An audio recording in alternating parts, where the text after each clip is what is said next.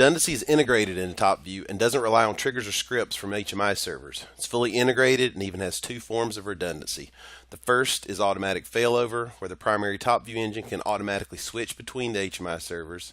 And the second is engine redundancy, where the backup TopView engine takes over if the primary fails. So first, let's simulate redundancy so that while it's timing out, I can explain how the failover works. So to simulate redundancy, what we'll want to do is you're looking at the primary HMI server where it also houses the primary TopView engine. And as you'll see, everything is working, statuses are updating. We'll stop the service.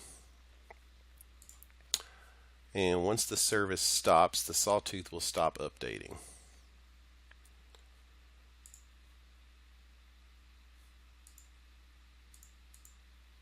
You'll notice it also does not connect to the remote viewer anymore because the service is stopped. So this is timing out. It's going to be 3 minutes before it flips over. If you'll look, we have the backup server is actually running a monitor, and what the monitor does is it monitors just the primary or the backup HMI server, which it monitors which one is active. So it's set up to switch if either one of these change, and it's also set up to switch if it can't see the sawtooth from the primary TopView moving any longer. And you can see that inside of this setting here, where if the sawtooth flatlines for 180 seconds, or if it gets a bad status, what it does is it automatically comes in here and loads this custom response, which runs just a simple batch file which starts or stops the service.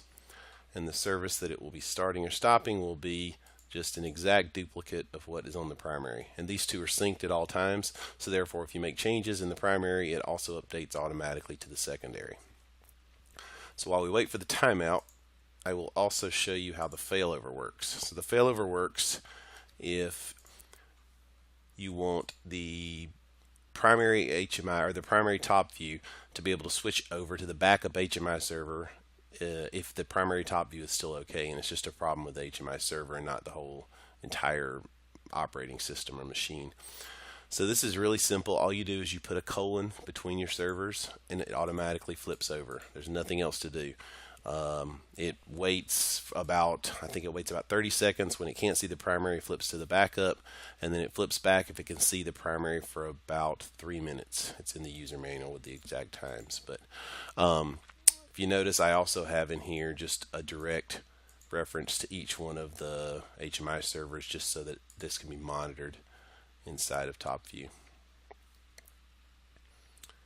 And when we switch over, you'll be able to see that again. So it should switch here pretty quickly. You'll see the TopView, the sawtooth isn't changing. Also, the HMI is set up to also alarm at 180 seconds. So you'll see it says that TopView has failed, and it'll show an alarm inside of the HMI server as well when we switch over. And the reason it happens at the same time is just because the timeouts are set at the same time of 3 minutes.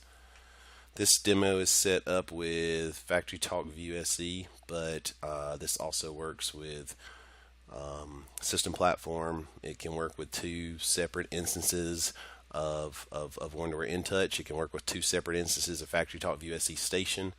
You don't have to have a primary backup HMI server system to make this work. It still works. So, and one thing to note is that it is only 25% more to add redundancy. So it's quite a bargain just to be able to have a second backup for your alarm call out in case something goes wrong.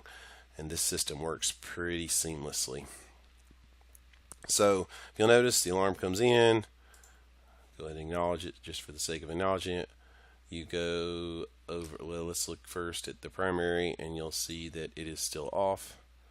Let's go to the secondary, and you'll see that now it saw the sawtooth did not update. That went into alarm on the monitor. So if we come here and we try to connect to this local engine, you'll see now it does work. And you'll also see inside the configurator where you look at the engines, and you'll see the engine is now running. So now, as this is working, and you'll notice the backup HMI server is also still working. If we had killed the backup or the primary HMI server, it still would have done the same thing, but it would have shown us no status here for one of those.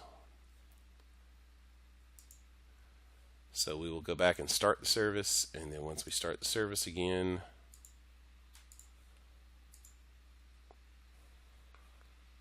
the remote viewer should take off here in a second. Takes a minute here. Okay, so the remote viewer now is active because it's back active on the primary. You'll go back to the backup, and we'll see here the X shows us that we are disconnected, which means we're not connected to the running instance anymore. Now the monitor is just back on. All the alarms have cleared inside of the monitor. The service is now stopped, as you can see. And you go back to the primary. The alarms have cleared. The sawtooth takes off, and everything is back to normal. So pretty seamless system for redundancy, and it is all integrated into the product rather than relying on scripts like the competing products do from external sources to make this work.